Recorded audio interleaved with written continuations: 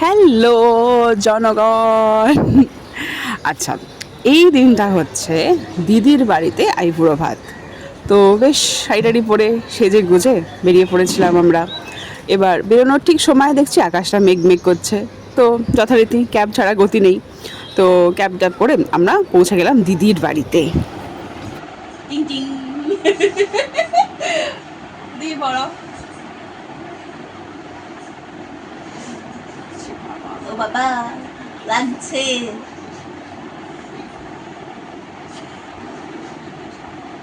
কানের দুল পড়া স্ট্রাগল।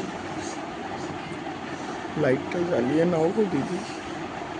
দিদি ওপরটা না পরে চাপতে হবে তোকে, বুঝলি? আচ্ছা, সঞ্জু যদি পারে সব তো ওর ভালো প্র্যাকটিস আছে, মানে ও জানে করেছে রে এরকম জিনিসটা দাঁড়াবে। দেখি, বাহ, কানপাশা টাইপের।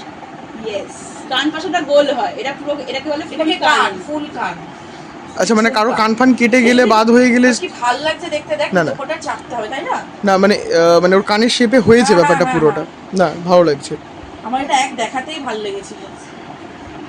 আজকের মেনু ফার্স্টে এখন হচ্ছে একটা শরবত, সেটা রোজ আর সোডা দিয়ে কাইন্ড অফ। তারপরে হচ্ছে ভাতের সাথে হচ্ছে বোয়াল মাছ সর্ষে বাটা দিয়ে। আরে তারপর হচ্ছে ফ্রাইড রাইস, তারপর হচ্ছে চিলি চিকেন, তারপর হয়েছে চিতল মাছের মুইঠা, তারপর হয়েছে চাটনি, পাঁপড় আর ফ্রুট কাস্টার্ড, আর ফিশ ফ্রাই আছে।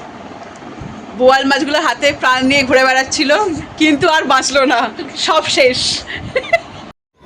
আর ব্যাস, রোজ ড্রিঙ্ক দিয়ে শুরু হয়ে গেল সেদিনের আমাদের আইবুড়ো ভাতের খাওয়া দাওয়া। তারপরে মেনু তো তোমরা অলরেডি জেনেই গেছো, নতুন করে আর কিছু বলছি না। তবে এটুকুই বলার যে আমি ভেবেছিলাম বেশ সুন্দর করে গুছিয়ে দেওয়ার পরে ছবি তুলবো, কিন্তু ওই যে এত টেস্টি খাবার সামনে থাকলে কি আর অপেক্ষা করতে পারে। আমি তো খাওয়া শুরু করে দিয়েছি, আর তারপর দিদি অলরেডি সার্ভ করেই চলেছে।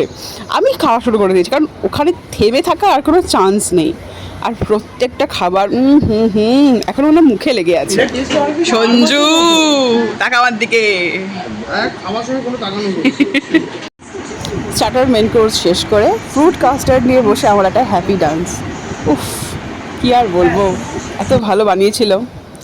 তারপর কাকিমাকে চাপটে ধরে একটুখানি আদর করলাম। সত্যি মানে এত ভালোবাসে কাকিমা আমাকে, মানে আর কিছু বলার নেই সেখানে। আর শুধু আমাকে নয়, সঞ্জুকেও। এক দুটো না ইমার্জেন্সি একটু লেগে যায়, আমাদের খাওয়া দাওয়া ডান, হিসাবে একটুখানি গেলিয়ে গেছি। তোর কোম্পানি তো না আমার। আর তারপরে কিছু স্টিল পিকচার্স যেগুলো রয়ে যাবে সব সময়ের জন্যে।